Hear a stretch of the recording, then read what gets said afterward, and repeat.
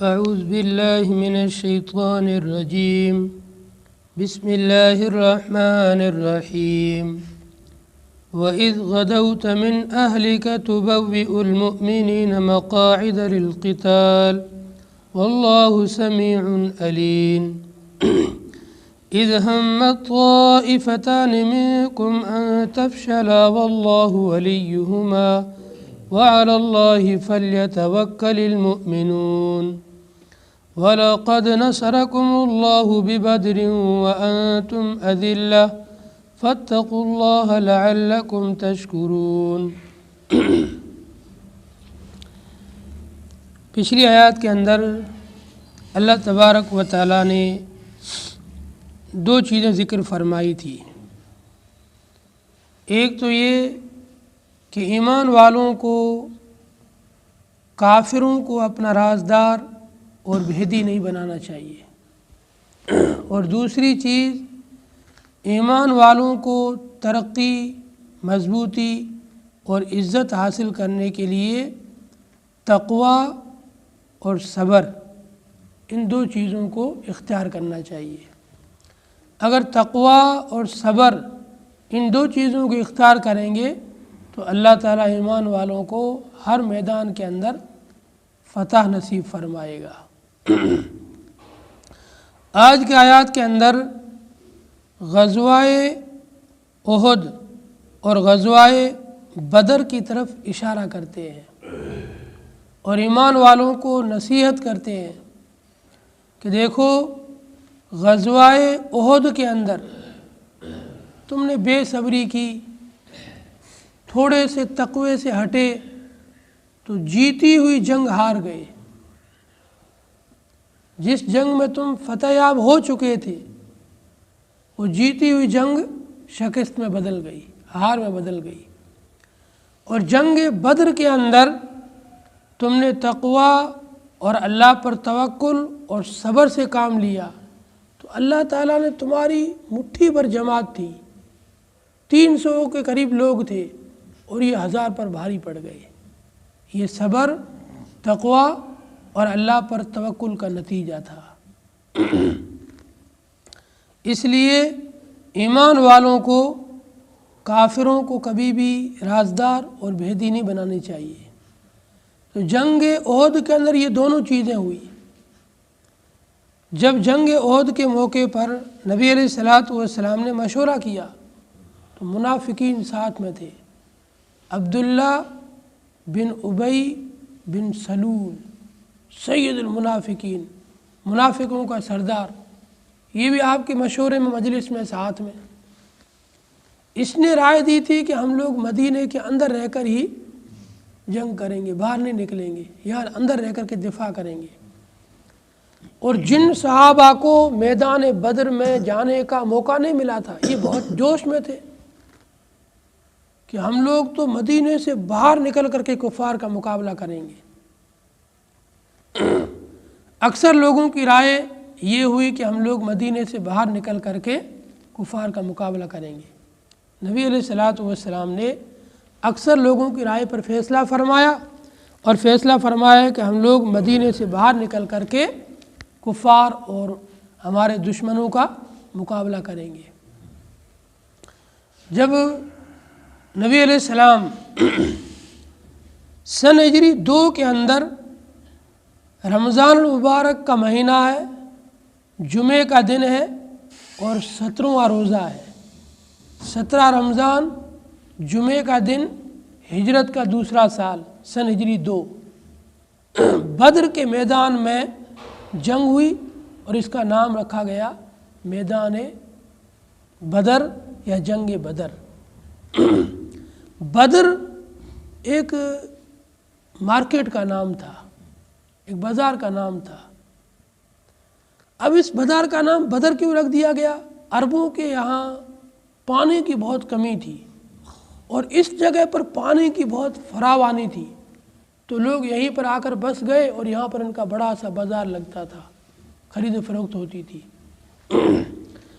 اور اسی جگہ پر آ کر کے ان کی کفار کی اور مسلمانوں کے آپس میں جنگ ہوئی ہے، سب سے پہلی جنگ۔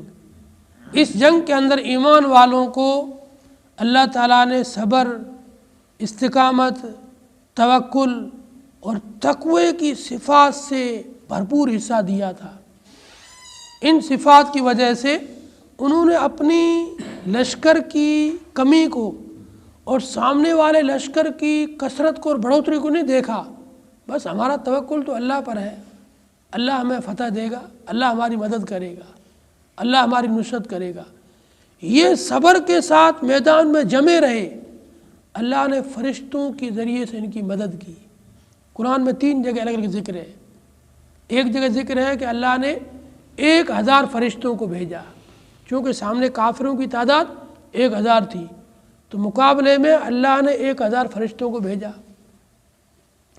دوسری جگہ اللہ نے فرمایا ہے کہ 3000 فرشتوں کا لشکر میں تمہاری مدد کو بھیجوں گا، تاکہ تم اور زیادہ مضبوط ہو جاؤ، تمہارا دل مطمئن ہو جائے کہ کافر تو 1000 ہی ہے، اللہ تو ہماری مدد کے لیے ان سے دگنی تعداد میں مدد بھیجنے والا ہے، ان سے 3 گنا زیادہ تعداد میں فرشتے ہماری مدد کو آنے والے ہیں، تو ہمیں کوئی ٹینشن نہیں ہے، بالکل مطمئن ہو کر کے اور پورے توکل کے ساتھ جنگ لڑیں۔ اور تیسری جگہ قرآن میں اللہ نے فرمایا 5000 فرشتوں کی مدد کو بھیجوں گا، لیکن اس میں ایک شرط تھی۔ ابھی یہ جنگ شروع ہونے والی تھی، ایک خبر آئی کہ کافروں کی مدد کے لیے ایک بہت بڑا کوئی لشکر ایک اور آ رہا ہے۔ جب ایمان والوں کو یہ خبر پہنچی کہ کافروں کی مدد کے لیے ایک اور لشکر بن کے آ رہا ہے، وہ بھی ان کے ساتھ مل جائے گا، تو ایمان والوں میں ذرا ایک ہلچل پیدا ہوئی کہ اب کیا ہوگا، اتنا بڑا لشکر تو پہلے سے ہمارے سے 3 گنا یہ بیٹھے ہیں اور ان کی مدد کو آ رہے ہیں۔ تو اللہ نے نبی پر وحی اتاری، آپ اپنے ساتھیوں کو کہہ دو آپ بالکل مطمئن رہو، بالکل آپ اللہ پر توکل کیے رہو، کوئی گھبرانے کی اور بالکل مایوس ہونے کی اور متزلزل ہونے کی ضرورت نہیں ہے۔ اگر ضرورت پڑ گئی تو میں 5000 فرشتوں کو تمہاری مدد کے لیے اتاروں گا۔ اور اللہ نے فرشتوں کو بدر کے میدان میں اتارا اور صحابہ نے اپنی آنکھوں سے دیکھا۔ روایات میں لکھا ہے، صحابہ کہتے ہیں ہم کسی کافر کو مارنے کے لیے بڑھتے آگے، ہماری تلوار تو ابھی اس کو تک پہنچتی نہیں تھی، اس سے پہلے اس کی گردن جا کر تن سے جدا ہو جاتی تھی۔ یہ فرشتے ان کو قتل کر رہے تھے، ان کو مار رہے تھے۔ ایسی کھلی آنکھوں سے اللہ نے صحابہ کو مدد دکھائی، لیکن مدد کے پیچھے راز کیا تھا؟ راز تھا 3 صفات: اللہ پر توکل، تقوی اور صبر۔ ان 3 صفات کو انہوں نے اپنے اندر پیدا کیا، کھلی آنکھوں سے اللہ کی مدد کو دیکھا، اور اللہ نے وعدہ کر دیا جو بھی اپنے اندر ان 3 صفات کو پیدا کرے گا میں ان کی مدد کروں گا۔ اللہ تعالیٰ سے ڈرو، تقوی اختیار کرو، صبر اختیار کرو اور اللہ پر توکل کرو۔ اگر یہ 3 صفات چھوٹ گئی، اللہ سے توکل ہٹ گیا، اپنی تعداد کی کثرت اور قلت کو دیکھتے رہے، بے صبری کر دی، یا پھر تقوی چھوڑ دیا، تو پھر تم شکست کھا جاؤ گے۔ اور میدان احد میں ایسا ہی ہوا۔ نبی علیہ الصلوۃ والسلام جب احد کے میدان میں پہنچے تو آپ نے صف بندی کروائی۔ روایات میں لکھا ہے، تاریخ کی کتابوں میں، بھئی جادو وہ جو سر چڑھ کے بولے، الفضل، فضیلت تو وہ ہے دشمن بھی جس کا اعتراف کرے کہ ہاں بھائی اس میں یہ خوبی ہے، یہ کمال ہے۔ آپ کے اندر کوئی ایسی خوبی ہے، آپ کے دشمن بھی اعتراف کرتے ہیں کہ اس بندے میں یہ خوبی ہے۔ نبی میں ایسی خوبی تھی۔ آپ کے اندر جنگ کو کرنے کی اور جنگ کی ٹریننگ دینے کی اور جنگ کے لیے صفیں بنانے کی اور جنگ کیسے لڑنی چاہیے اتنی مہارت تھی۔ آپ نے جب جنگ لڑنے کے لیے اپنے صحابہ کو ترتیب سے کھڑا کیا ہے اور ان کو اپنے اپنے مقامات پر دستے بنا کر کے بٹھائے، ان میں سے 50 تیر اندازوں کو آپ نے پیچھے کے راستے میں، ایک پہاڑ کے راستے سے آنے کا راستہ تھا، ہو سکتا ہے کہ یہاں سے کافر پیچھے سے آ کر کے ہم پر حملہ کر دیں، ہم تو ادھر لڑ رہے ہوں گے دشمنوں سے، یہ پیچھے کے راستے سے اگر حملہ کر دیا تو ہم کمزور ہو جائیں گے۔ آگے بھی ان کی فوج ہوگی، بیچ میں ہم لڑ رہے ہوں گے، پیچھے سے اگر حملہ کریں گے تو دونوں طرف سے کافر ہیں، ہم کافروں کے بیچ میں گھر جائیں گے۔ تو نبی علیہ السلام نے 50 تیر اندازوں کو پیچھے والے راستے میں بٹھا دیا کہ تم لوگوں کو بس اسی پہاڑی پر بیٹھے رہنا ہے، جب تک میرا حکم نہ ہو یہاں سے ہلنا نہیں ہے۔ اب جنگ شروع ہوئی۔ جب احد کے میدان میں جنگ شروع ہوئی ہے، کافروں کے لاشیں بچھ گئے اور ان کی ہوا اکھڑ گئی، ان کے حوصلے پست ہو گئے، میدان چھوڑ کر بھاگنے لگے، ہار گئے۔ مسلمانوں نے دیکھا اب تو ہم جنگ جیت گئے ہیں، کافر تو میدان چھوڑ کر بھاگ رہے ہیں، ہم مال غنیمت کو جمع کرتے ہیں۔ یہ کافر میدان چھوڑ کر بھاگنے لگے اور مسلمان مال غنیمت کو جمع کرنے لگے۔ ادھر جو 50 تیر اندازوں کو نبی علیہ السلام نے بٹھایا تھا، ان سے خطا ہو گئی۔ انہوں نے کیا کیا، نبی کے حکم کے بغیر وہاں سے ہٹ کر کے نیچے آ گئے۔ ان کے سردار نبی نے مقرر کیا تھا حضرت عبداللہ بن جبیر، انہوں نے سمجھایا جب تک نبی کا حکم نہ آ جائے ہمیں یہاں سے ہلنا نہیں ہے۔ وہ کہنے لگے بھائی نبی کا حکم تو صرف جنگ تک تھا، جنگ ختم ہو گئی، میدان چھوڑ کر کافر بھاگ گئے، ہمارے سب ساتھی مال غنیمت کو جمع کر رہے ہیں، اب ہمارے یہاں رہنے کا کیا فائدہ، کوئی فائدہ نہیں، چلو۔ وہ سب کے سب وہاں سے میدان چھوڑ کر نیچے آ گئے، بس عبداللہ بن جبیر اور ان کے ساتھ میں 7-8 آدمی اور رہ گئے۔ حضرت خالد بن ولید جو اس وقت کفر پر تھے، ایمان قبول نہیں کیا تھا اور کافروں کی فوج کے ساتھ میں جنگ کر رہے تھے، انہوں نے دیکھا کہ یہ راستہ خالی پڑا پیچھے کا، انہوں نے پیچھے سے ایک بڑی سی کافروں کی فوج کو جمع کیا اور پیچھے کے راستے سے آ کر مسلمانوں پر حملہ کیا۔ جب مسلمانوں پر حملہ کیا، جو کافر آگے بھاگ رہے تھے انہوں نے دیکھا کہ بھائی ہمارے ساتھی تو مسلمانوں کو مار رہے ہیں، ہم کیوں بھاگ رہے ہیں، وہ بھی پیچھے واپس پلٹ گئے۔ آگے سے انہوں نے حملہ کیا، پیچھے سے خالد بن، مسلمان بیچ میں گر گئے۔ جو نبی نے شروع میں خطرہ ظاہر کیا تھا وہی ہو گیا۔ اب ان 50 صحابہ نے جو اپنی جگہ چھوڑ کر خطا کی، ایک نبی کے حکم کی نافرمانی ہوئی، نبی کا حکم ٹوٹا، تو تقوی میں ذرا کمی آ گئی اور صبر میں بھی کمی آ گئی۔ بھائی ان کو صبر کرنا تھا، مسلمانوں چاہے ہارے چاہے جیتے، صبر کر لو آدھا گھنٹہ 1 گھنٹے تک، ابھی سب منظر صاف ہو جائے گا، کیا ہونے والا ہے، جنگ جیتنے والے ہیں ہارنے والے ہیں، لیکن بے صبری کر دی، نیچے اتر کے آ گئے۔ تو جیسے ہی بے صبری اور نبی کے حکم کی خلاف ورزی ہوئی، فوراً جیتی ہوئی جنگ ہار گئے، پیچھے سے بھی کافر آ گئے اور جو بھاگ رہے تھے وہ واپس لوٹ گئے، اور پھر ایسی گھماسان کی جنگ ہوئی۔ اس جنگ میں نبی کے چچا حضرت حمزہ رضی اللہ تعالیٰ عنہ بھی شہید ہوئے۔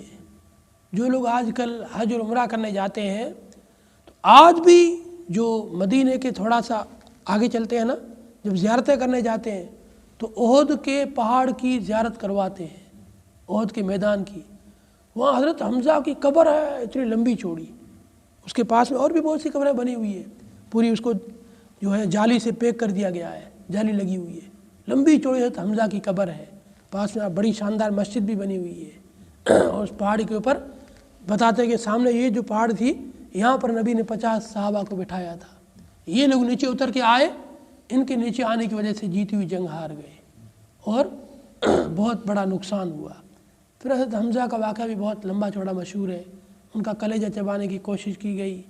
نبی کو جب حمزہ یاد آتے آپ ہچکیاں مار کر روتے تھے، اتنا نبی کو اپنے چچا حمزہ سے پیار تھا۔ اور حمزہ کو شہید کرنے والے صحابی بعد میں صحابی بنے ہیں، پہلے وہ کفر پر تھے، ان کو نبی نے کہہ رکھا تھا تم میری نگاہوں کے سامنے نہ آیا کرو، جب تم میرے سامنے آتے ہو مجھے اپنا چچا یاد آ جاتا ہے، بس تم ایمان لے آئے ہو، چلو ہم تمہاری غلطی کو معاف کر دیتے ہیں، اللہ بھی تمہیں معاف کرے، لیکن تم کبھی میری نگاہوں کے سامنے نہ آنا، جیسے ہی تم میری نگاہوں کے سامنے آتے ہو مجھے اپنے چچا یاد آتے ہیں۔ وَإِذْ غَدَوْتَ مِنْ أَهْلِكَ تُبَوِّئُ الْمُؤْمِنِينَ مَقَاعِدَ لِلْقِتَالِ، اور وہ وقت یاد کرنے کے قابل ہے جب آپ صبح کے وقت میں نکلے، من اہلی کا، اپنے اہل سے، اپنے گھر سے۔ نبی علیہ الصلوۃ والسلام حضرت عائشہ کے حجرے میں سے زرہ پہن کر کے نکلے، جنگ کے لیے تیار ہو کر کے۔ تبوئ المؤمنین، آپ ایمان والوں کو بٹھا رہے تھے مقاعد للقتال، جنگ اور قتال کی جگہوں پر۔ کون کون سی جگہوں پر کس دستے کو اور کس کو کھڑا ہونا ہے؟ 50 صحابہ کو وہاں پر کھڑا کیا، کچھ صحابہ کو ادھر کھڑا کیا، کچھ کو ادھر کھڑا کیا، کچھ کو کیسے کھڑا کیا، جو جنگ کی ایک ترتیب تھی اس ترتیب سے کھڑا کیا۔ اور جنگ کی ترتیب میں جتنی مہارت حضرت نبی علیہ الصلوۃ والسلام کو تھی اتنی مہارت کسی کو ہے ہی نہیں۔ اب تاریخ اٹھا کر دیکھ لو، اتنی بڑی بڑی جنگیں کی ہیں اور تھوڑا سا خون بہا ہے، اور ایمان والوں کو کتنا سیف اور کتنی حفاظت سے رکھا ہے۔ بڑے بڑے ملک بھی فتح ہو گئے اور زیادہ خون بھی نہیں بہا۔ واللہ سمیع علیم، اللہ تعالیٰ سننے والے اور جاننے والے تھے۔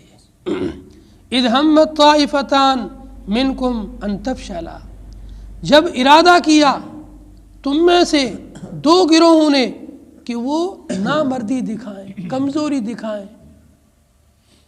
جب نبی علیہ السلام احد کے میدان کی طرف نکلے ہیں تو عبداللہ بن ابی بن سلول جو منافقوں کا سردار تھا، اس کے ساتھ میں 300 آدمی تھے، اس کے ساتھ منافق، بیچ راستے کے اندر کہنے لگا میری رائے تم نے کیوں نہیں مانی، میں تمہارے ساتھ جنگ میں نہیں چلوں گا۔ یہ 300 لوگوں کو لے کر واپس ہو گیا۔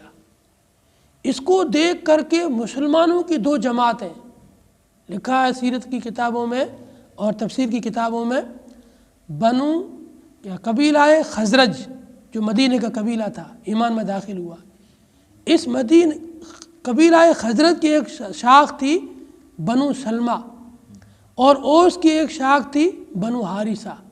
یہ بنو سلمہ اور بنو حارثہ ان دونوں نے بھی ارادہ کیا کہ یہ بھی مسلمانوں کا ساتھ چھوڑ کر کے واپس چلے جائیں، لیکن پھر اللہ تعالیٰ نے ان کے دلوں کو مضبوط کر دیا کہ نہیں، ایسی غلطی نہیں کرنا ہے۔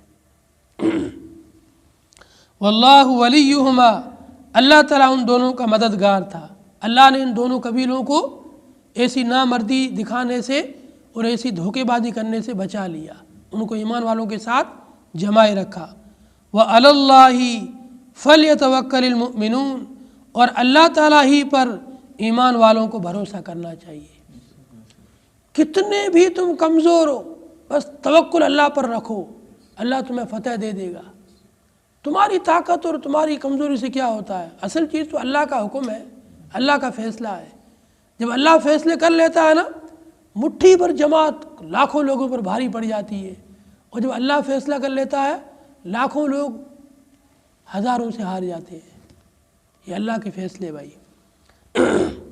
وَلَقَدْ نَصَرَكُمُ اللَّهُ بِبَدْرٍ، اللہ تعالیٰ تمہاری مدد کر چکا ہے بدر کے میدان میں۔ دیکھو اللہ تعالیٰ ایمان والوں کو کیسے جو ہے ہمت بندوا رہا ہے کہ ڈر کیوں رہے ہو، ابھی تو تم 1000 کی تعداد میں ہونا، بدر کے میدان میں تم 313 ہی تھے، اور سامنے کتنی بڑی جماعت تھی۔ جب بھی میں نے تمہاری مدد کی تھی تمہیں جو ہے جیت دلائی تھی، ابھی تو تم بہت بڑی تعداد میں ہو، ڈرنے کی کوئی ضرورت نہیں ہے۔ وَلَقَدْ نَصَرَكُمُ اللَّهُ بِبَدْرٍ، اللہ تعالیٰ تمہاری مدد کر چکا ہے بدر کے میدان میں، وَأَنْتُمْ أَذِلَّةٌ، جبکہ تم بالکل کمزور تھے۔ اذلہ کے معنی کافر ان مسلمانوں کو کمزور، کمتر اور ذلیل سمجھتے تھے کہ یہ کچھ بھی نہیں، ان کی طاقت کچھ بھی نہیں ہے، ان کو لڑنا بھی نہیں آتا ہے، ہم لوگ بڑے ماہر ہیں، ہم لوگ بڑے فن حرب میں، جنگ کے میدان میں، جنگ کی فن میں بڑی مہارت رکھتے ہیں۔ لیکن جب میدان میں آتے ایمان والے ایسے ان کافروں پر لپکتے تھے جیسے بھوکے شیر بلیوں اور گیدڑوں پر لپک رہے ہیں۔ کہ بلی اور گیدڑ بن کے بھاگتے تھے کافر، اور مسلمانوں کے پیچھے شیروں کی طرح دوڑتے تھے۔ چند ہی لمحوں کے اندر پورا میدان صاف ہو جاتا تھا۔ کبھی بھی ان کی جو ہے ایسی ہمت نہیں ہوتی تھی کہ ان کے سامنے جم رہیں۔ لیکن بعد میں جب مسلمانوں میں بے صبری آ گئی، تقوی کی کمی آ گئی، توکل کی کمی آ گئی، تو یہ شکست کھا گئے۔ فاتقوا اللہ، اللہ تعالیٰ سے ڈرو، لعلکم تشکرون، تاکہ تم شکر گزار بندے بن جاؤ۔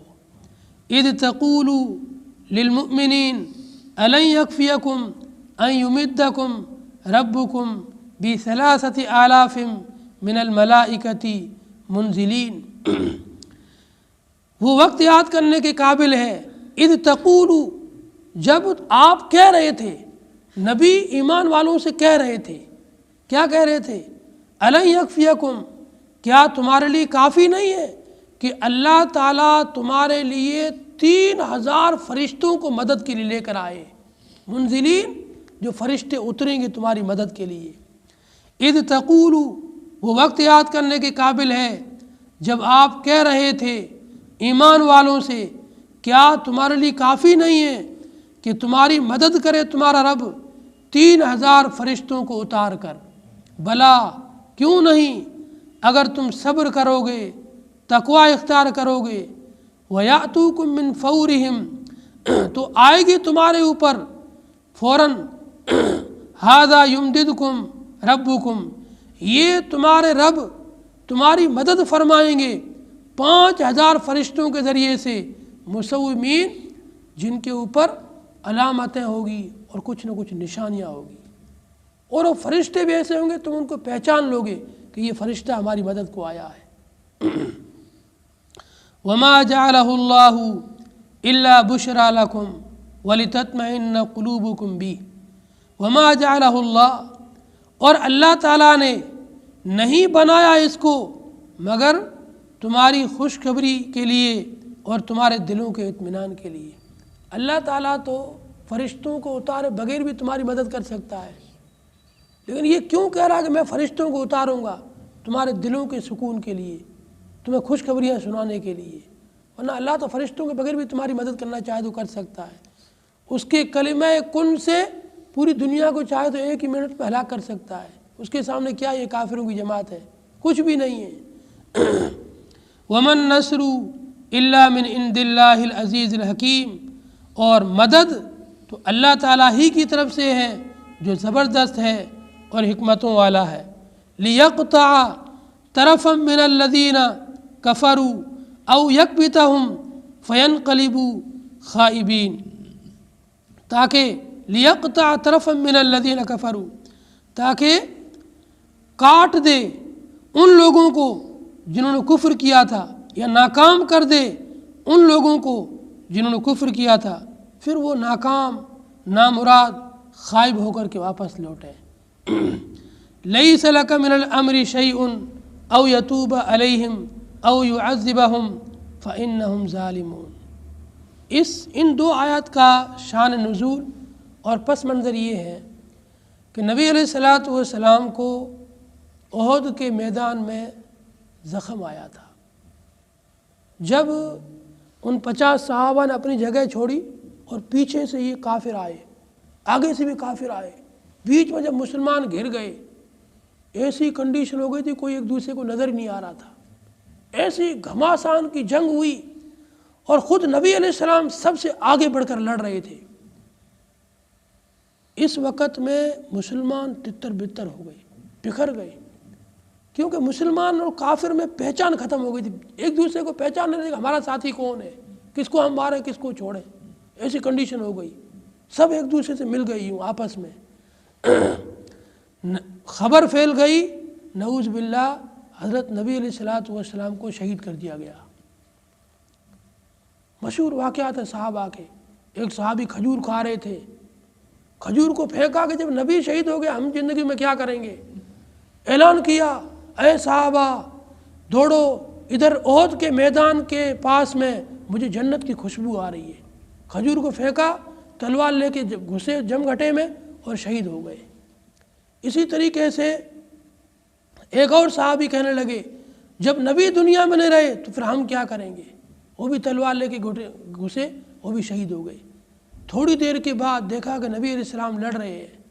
किसी ने नबी अलैहिस्सलाम को जोर से पत्थर मारा, आप जाकर के लुढ़क कर पीछे गिरे और आपकी जो ज़िरा पहनी हुई थी वो ज़िरा अंदर घुसी और आपका नीचे वाला दांत शहीद हो गया और आपके सर में भी ज़ख़म आया।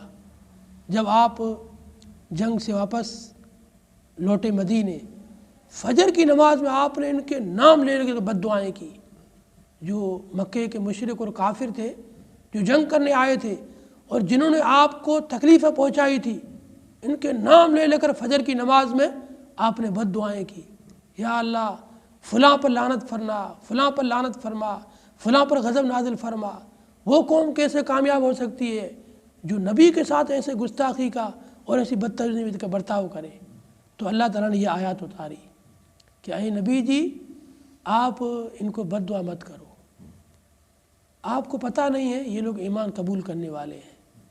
پھر یہ جتنے بھی لوگ جو احد کے میدان میں آئے تھے، لڑے تھے، ان میں سے اکثر لوگ ایمان میں داخل ہوئے اور انہوں نے ایمان کے لیے بہت بڑی قربانیاں دی ہے۔ پھر نبی علیہ الصلوۃ والسلام کو جب یہ حکم ملا تو آپ نے بد دعائیں بند کر دی اور ان کے لیے معافی کا اعلان کر دیا۔ لیس لک من الامر شیء، آپ کے اختیار میں کوئی بھی معاملہ نہیں ہے۔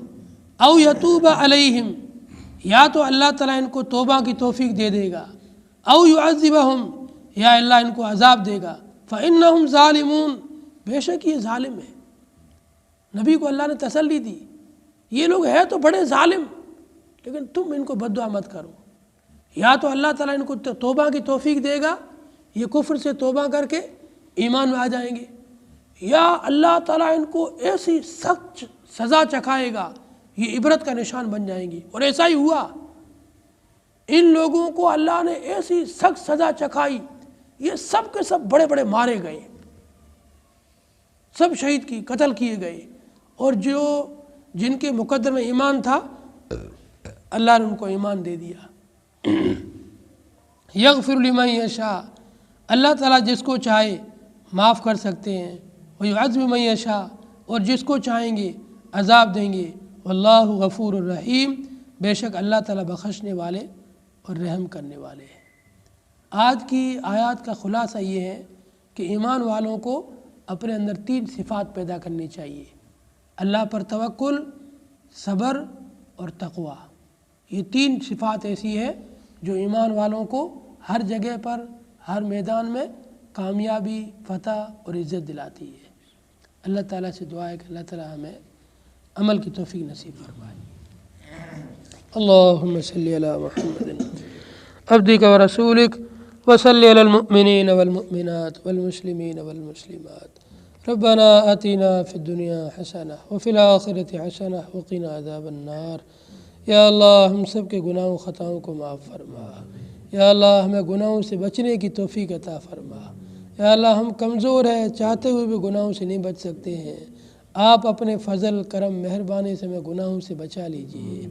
یا اللہ پاکیزہ زندگی نصیب فرمائیے، تقوی نصیب فرمائیے، صبر نصیب فرمائیے، توکل نصیب فرمائیے۔ یا اللہ ہمیں جو کچھ بھی دنیا میں زندگی میں نقصان ہوا ہے اس کی تلافی کی کوئی شکلیں اور صورتیں پیدا فرمائیے۔ یا اللہ ہم کمزور ہیں، آپ کی ذات قوی ہے۔